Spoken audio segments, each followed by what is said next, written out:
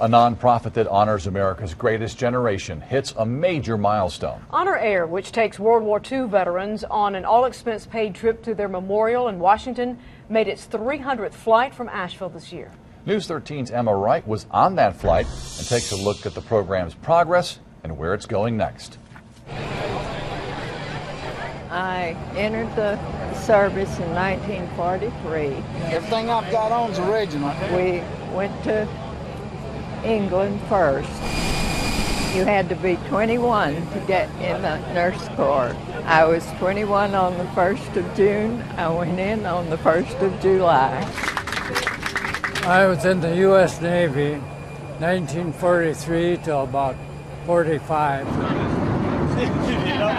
We call them the humble heroes. You watch the faces of the veterans when they're coming off the plane, and they're not expecting to have, 300-400 people there clapping for them. When Hendersonville businessman Jeff Miller chartered the first Honor Air flight in 2006 with U.S. Airways, he figured it would catch on. We knew we had to do it right. So the good thing was that we did think that it had a chance, so we kept notes and we created a manual.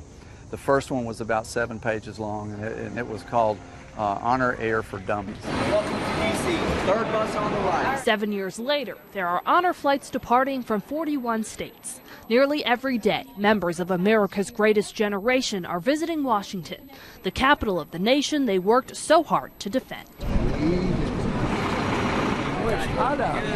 I need to see some ID. You don't look old enough.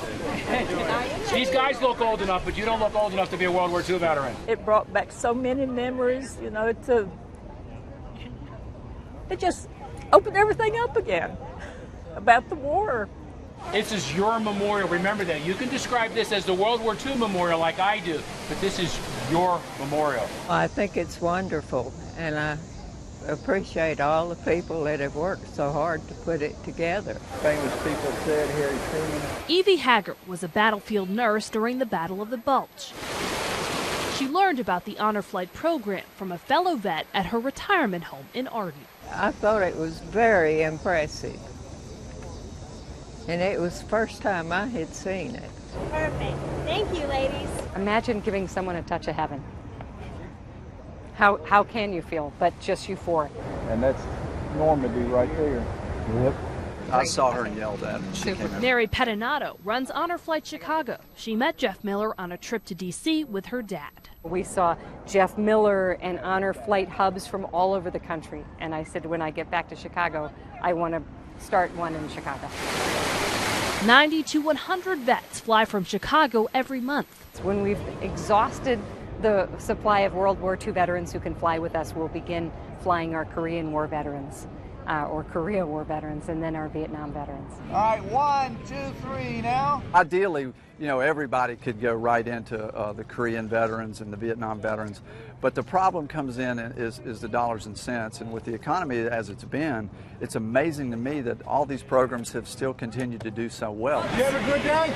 Yeah. Each program operates independently and will decide whether or not they can honor the next generations of war veterans. Give us half a chance.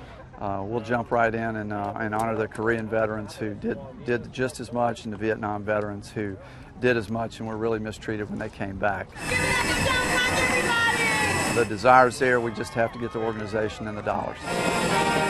A small price, some say, to keep honoring those who fought so bravely for their country. Jeff Miller says his next project is to help homeless veterans here in the mountains. If you want to learn more about Honor Flight Network and how to volunteer, you can find a link on WLOS.com.